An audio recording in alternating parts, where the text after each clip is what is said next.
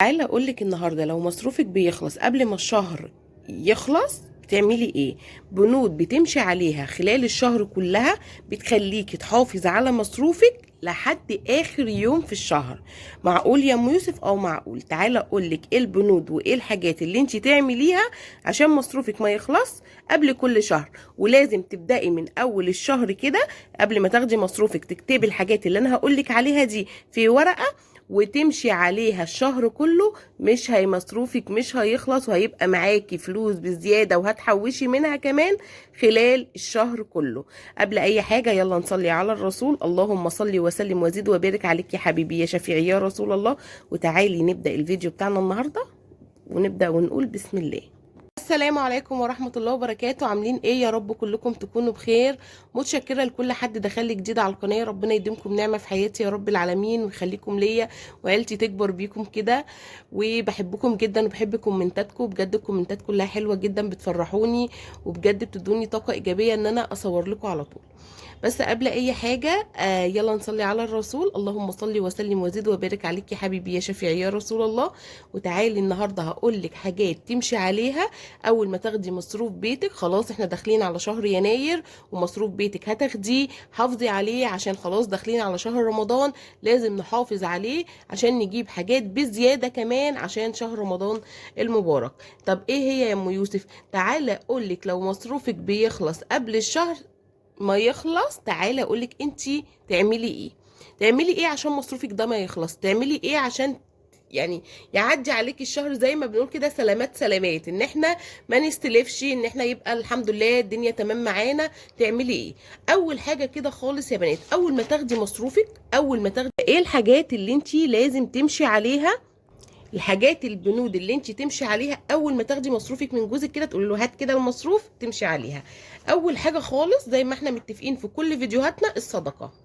في كل فيديوهاتنا الصدقة دي والله العظيم والله العظيم بتخلي فيه يعني رزق في البيت، وبتخلي فيه بركة في حاجتك اللي انت جبتيها. وبتبصي بتغير، تحسي ان بتغير الحياة كده، بتغير الحياة.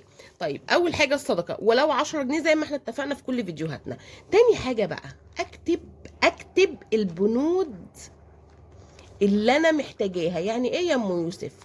يعني انا دلوقتي مثلا خدت المصروف ونزلت اشتري الحاجه على طول، وما دخلتش دورت في التربو ولا في التلاجة ولا الكلام ده، ونزلت اشتريت بهبل. ببص لقيت مصروفي قرب يخلص. طب ليه؟ لا، يبقى اول حاجه كده اخش ادور على اللي عندي. افتح التربو لقيت 4 5 بصلات، يبقى اجيب 3 كيلو بصل. ما لقيتش بصل خالص، يبقى اجيب 4 كيلو بصل. تمام تمام. طيب ادخل مثلا على الدرج اللي فيه الخزين، ما لقيتش رز، ما لقيتش مكرونه، اكتب البنود بتاعتي. طب لقيت مثلا 2 كيلو رز، لقيت شويه مكرونه، اشوف انا هجيب قد ايه وايه اللي هجيبه واشيله لشهر رمضان المبارك. طب حد هيقول لي يا ام يوسف انا الفلوس مش بتكفي، خلينا دلوقتي في الشهر. يا حبيبه قلبي حسب مصروفك. اتبقى منك حاجه هاتي رمضان، ما تبقاش منك حاجه خليكي ماشيه زي الشهر بتاعك. خليكي ماشيه زي شهر بتاعك. رحم الله امرئ عرف قدر نفسه. يعني انت عارفه قدرك قد ايه، مصروفك قد ايه، وحاجتك هاتي على قديهم. ما تتكيش على نفسك، ما تتكيش على نفسك. يبقى اول حاجه ايه؟ هخش كده افتش في الادراج، افتش في التلاجة، افتش في درج الخزين، افتش واكتب الحاجه بتاعتي. طيب اكتب ايه؟ اول حاجه يا بنات من الحاجات اللي لازم تخليكي طول الشهر عندك اكل وربنا فاتحها عليكي، الايه؟ البقوليات. يعني ايه يا ام يوسف؟ يعني ازود في الرز.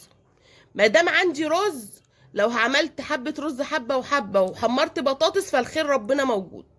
الحمد لله رزق يعني رزقنا موجود في البيت. طيب المكرونه من الاساسيات والبنود المهمه جدا جدا جدا اللي انت لازم لما تاخدي مصروف بيتك تجيبيها. طيب الرز، المكرونه، الشعريه، العدس. احنا في الشتاء دلوقتي وبنحب العدس، نعمل شوربة عدس. هاتي نص كيلو عدس، وهاتي نص كيلو فول مدمس، او هاتي كيلو فول مدمس عشان الفطار الصبح. الحاجات دي ما بتخسرش في البيت. هاتي فول مدشوش عشان البصارة. هاتي اللهم صل على النبي حاجات الكشري، العدس ابو جبة، العدس الاصفر، العدس ابو جبة، الحمص. الشتاء جاي، بدل ما بيجوا عليكم الليل بنبقى عايزين نتدفى، هاتي حمص. هاتي حمص، هاتي نص كيلو حمص وحطيه في درج التربو واعمله للولاد. اعمل ربع في ربع كده واملى الحله واحطها في التلاجة وكل يوم نسخن ونشرب منها. تمام تمام. يبقى انا عندي من الاساسيات البقوليات اللي انا قلت لك عليها، من البنود اللي انت لازم تجيبيها في بيتك ولازم توفريها وتكون موجوده. ان انا لو مصروف بيتي خلص، يكون عندي اساسيات في بيتي. يكون عندي الرز بتاعي، يكون عندي المكرونه بتاعتي، يكون عندي السمنه بتاعتي، اجيب الزيت بتاعي كده، اجيب الاساسيات يا بنات، الاساسيات لازم تجيبيها. دي من اهم حاجه. في ناس بتروح تجيب اللحوم وتسيب الرز والمكرونه مش مهم، لا ما ينفعش، ما ينفعش. ففي حاجات بتروح تجيب اللحوم وتيجي ما تلاقيش عندها رز بكفايه، تجيب 2 كيلو رز وتسيبهم في التربو، ويجي في نص الشهر ولا في اول اسبوع والرز خلص والمكرونه وتقعد تحتاس. لا، هاتي الحاجات دي الاول: السمنه، الزيت، السكر، المكرونات، العدس، الشعريه، الحاجات دي البنود الاساسيه. البهارات عشان ما تقعديش طول الشهر ما عندكيش بهارات. يبقى في اساسيات وبنود لازم امشي عليها كده. اول ما اخد مصروف بيتي اجيبها. وانا هقسم لكم الميزانيات ان شاء الله باذن الله من اول الفيديوهات بتاعت بكره. هنعمل ميزانيات ال2000 ونص، وهنعمل ميزانيات ال3000، وهنعمل ميزانيات ال4000 الايه من اول بكره ان شاء الله. يبقى دي اول حاجه كده في البنود. طيب من الحاجات المهمه جدا جدا، احنا رحت عند البقاله اهو او رحت عند العلاف جبت البقوليات بتاعتي. من الحاجات المهمه جدا، تعالوا اقول لكم بقى في الخضار من الحاجات الاساسيه جدا جدا جدا: البصل، الثوم. يعني ايه البصل ده؟ اجيب 5 كيلو واقطعهم وافرزهم واحطهم في الفريزر في اكياس واقطع بالحته كده واطبخ على طول. البصل مهم جدا في البيت، البصل مهم جدا في البيت. الثوم مهم جدا في البيت. البطاطس، لو ما عنديش اكل والدنيا عامله عليا وعندي بطاطستين في التلاجة، هعمل حته بطاطس مهروسه وهناكل على بيضتين وهناكل. يبقى من الاساسيات البطاطس. القوطه، اجيب القوطه وافرزها. هاتي القوطه وفرزي، هحطها، هطلع حبه القوطه، هسبك، هخلص اكلي يبقى موجود، قوطتي موجوده في القوطه، موجوده في الفريزر، البطاطس موجوده في التربو، حاجتي موجوده، البصل عندي موجود، الثوم عندي موجود، الاساسيات بتاعتي موجوده في البيت. مش مهم لحمه وفراخ، مش مهم، انا عندي الاساسيات اهم حاجه. الاساسيات تكون مهمه جدا في بيتي. ليه؟ لاني من غير الاساسيات انا لا هعرف اكل ولا هعرف اشرب ولا هعرف اكل ولا هعرف اعيش. يبقى انا البصل، الثوم، البطاطس، القوطه فرزها، الفلفل، الخيار، كل دوت يكون عندي بيتي. البتنجان الرومي يا بنات، اوعي تقطعي البتنجان الرومي ده من بيتك.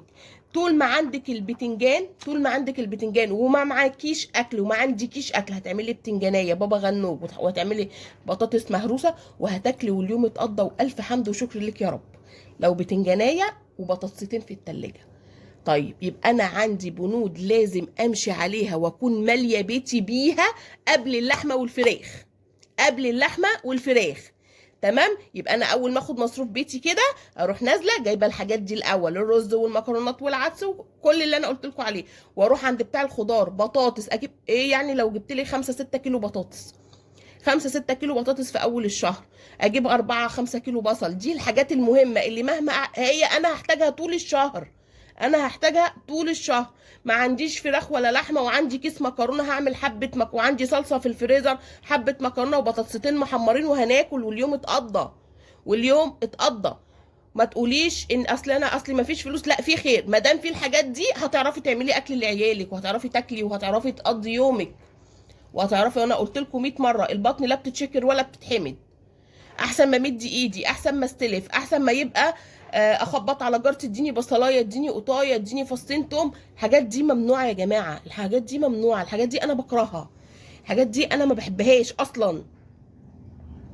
فاهميني؟ طيب يبقى دي من الاساسيات في الخضار وفي البقوليات. طيب اللحوم بقى، في اللحوم بقى الحاجات المهمه اللي لازم تجيبيها كل اول شهر. قلت لكم المره اللي فاتت اللحمه المفرومه من الاساسيات اللي بتنفع، اللي انا هعصجها واحطها في الفريزر واعمل بيها تشكيله اكلات كتيره قوي في منيو الاكلات اللي انا قلت لكم عليها: صينيه بطاطس باللحمه المفرومه، صينيه مكرونه بشاميل، صينيه كوسه باللحمه المفرومه، حبه مسقعه رميت على وشهم حبه لحمه مفرومه، مكرونه بصلصه ورحت عامله للعيال على وشهم كل واحد معلقتين لحمه مفرومه.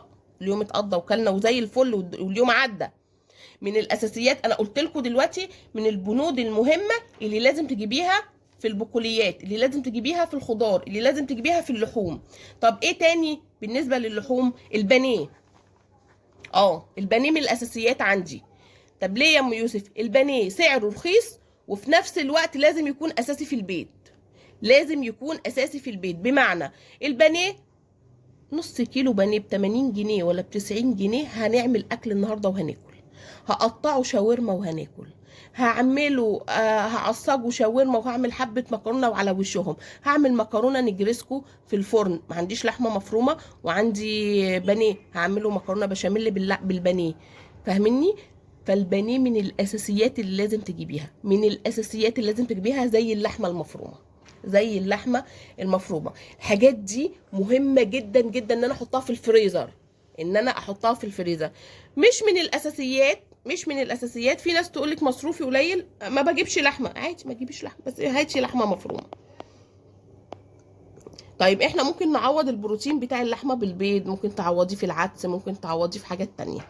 طيب كل واحد على قده، وانا قلت في 100,000 فيديو كل واحد بيعيش على قده. كل واحد بيعيش. انا مش مقدره اجيب الشهر ده لحمه، ربنا يقدرني ان شاء الله باذن الله الشهر اللي بعده اجيب، مش مشكله. هجيب بس كيلو لحمه مفرومه، هجيب نص كيلو لحمه مفرومه، يعني هعوض بس العيال باللحمه، بيض، الكلام ده. طيب يبقى اللحمه المفرومه والبانيه. طبعا الفراخ والسمك دي هنمشي بالميزانيات، انا بتكلم على البنود المهمه. تعالوا بقى اقول لكم من البنود التلاجة اللي لازم تكون موجوده في التلاجة. الجبنه. ايوه، علبه الجبنه لازم تكون من اساسيات التلاجة. البيض، اللبن، 3 دول كده من اساسيات التلاجة. بيض، جبنه، لبن. بيض، جبنه، لبن.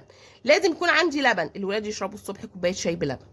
لازم يكون عندي بيض، ما عنديش لحمه هعوضهم حبه مكرونه بصلصه وجنبهم كل واحد بضايه كده، عوضت البروتين النهارده بالبيض. سندوتش الجبنه بتاع الصبح، انا عايشه على سندوتش الجبنه بتاع الصبح وكوبايه الشاي او كوبايه النسكافيه حسب ما بيبقى موجود.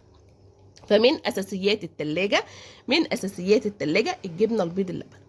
طيب يبقى احنا كده خدنا. انا طالعه في